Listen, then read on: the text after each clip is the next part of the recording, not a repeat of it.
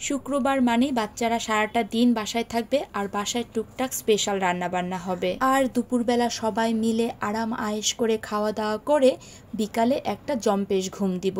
আর এইভাবেই শুক্রবারটা কাটাতে আমার ভীষণ ভালো লাগে। তাই গতকাল শুক্রবার দুপুরবেলা কি রান্না করেছি সেটাই তোমাদের সাথে আজকে শেয়ার করব।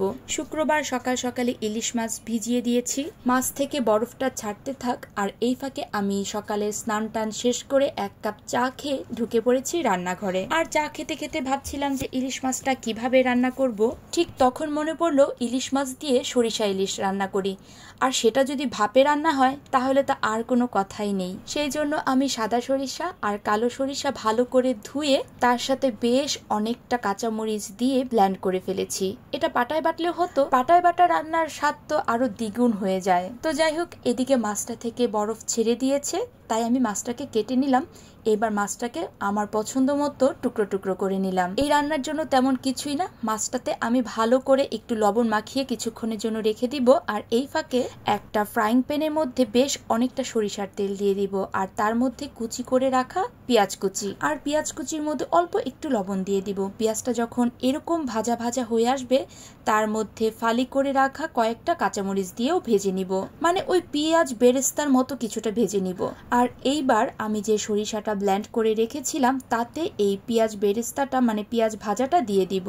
এরপর একে একে আমি এখানে হলুদ গুঁড়ো, অল্প একটু চিনি, পরিমাণ মতো লবণ, এগুলো দিয়ে ভালো করে হাত দিয়ে মেখে নিব।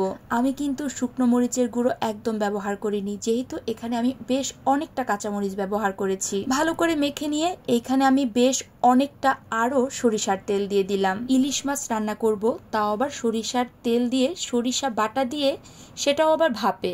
ভাবতে পারছেন রান্নাটা কতটা টেস্টি হতে পারে। তো যাই হোক, আমরা বাঙালি হাত দিয়ে মাছটাকে ভালো করে না মাখলে তো চলেই না। হাতে মাখা রান্নার স্বাদই হয় অন্যরকম। এইবার এই সরিষা মাখার সাথে ইলিশ মাছের টুকরোগুলো হাত দিয়ে ভালো করে মেখে আমি ঘন্টাখানিকের জন্য রেখে দিব। সরিষা বাটার সাথে ইলিশ মাছটা ভালো করে মাখতে থাকি। আর এই ফাঁকে আমাকে বলে ফেলুন তো, আমার এই ভিডিওটা কারা কোন জায়গা থেকে দেখেছেন আর ময়মনসিংহ থেকে কারা দেখছেন তারা কিন্তু অবশ্যই আমাকে কমেন্ট বক্সে জানাবেন। আর আমার ভিডিওটা ভালো লাগলে অবশ্যই কিন্তু লাইক আর কমেন্ট করবেন, আর আমার পেজটাকে ফলো করতে কিন্তু একদম ভুলবেন না। আমি যেহেতু ভাপা ইলিশ রান্না করব, তাই যেই বাটিটাতে আমি ভাপে বসাবো সেই বাটিটাতে একে একে আমি ইলিশ মাছগুলো বসিয়ে দিলাম। আর তার সাথে সাথে মশলাগুলো কিন্তু ফাঁকে ফাঁকে দিয়ে দিয়েছি। একদম সুন্দর করে দিয়ে দিতে হবে যাতে মাছের ভেতরে প্রতিটা জায়গায় মশলাটা ঢুকতে পারে। আর লবণ আর ঝালটা কিন্তু যার যার পছন্দ অনুযায়ী দিবেন। এইবার এই বক্সের ভেতরে আমি বেশ কয়েকটা আস্ত কাঁচামরিচ দিয়ে দিলাম, যাতে মাছের ভেতরে কাঁচামরিচের গন্ধটা ভালো করে ঢুকে যায়। এইবার একটা কড়াইয়ের মধ্যে বেশ অনেকটা জল নিয়ে নিব। এই জলটা যাতে বক্সের অর্ধেকের একটু নিচে থাকে এমন পরিমাণ জল দিব। এরপর বক্সের ঢাকনাটা লাগিয়ে তার উপর কড়াইয়ের ঢাকনাটাও লাগিয়ে দিব। কড়াইয়ের জলটা যখন ভালো করে ফুটে আসবে তারপর একদম চুলার আঁচটা মিডিয়াম করে আমি 45 মিনিটের মতো ইলিশ মাছটা ভাপে সেদ্ধ করে নিব। আর ফাঁকে ফাঁকে কিন্তু জলটা চেক করব যাতে জলটা কড়াইয়ের মধ্যে থেকে শুকিয়ে না যায়। যদি শুকিয়ে যায় তাহলে আরো কিছুটা জল গরম দিয়ে দিব কড়াইয়ে। আর এই তো আমার কিন্তু ইলিশ ভাপা একদম রেডি। ঢাকনা খোলার সাথে সাথে ইলিশ মাছের গন্ধ পুরোটা রান্নাঘরে ভরে গিয়েছে। তার সাথে সরিষার তেল আর কাঁচামরিচের একটা স্ট্রং ফ্লেভার ইলিশ মাছের মধ্যে ছিল। তো যাই হোক, এই হচ্ছে ফাইনাল লুক। আর এবার হচ্ছে খাওয়ার পালা। দেখতেই পাচ্ছেন ইলিশ মাছটা কিন্তু অনেক ভালো, খুবই সুন্দর সেদ্ধ হয়ে গিয়েছে ভেতর থেকে।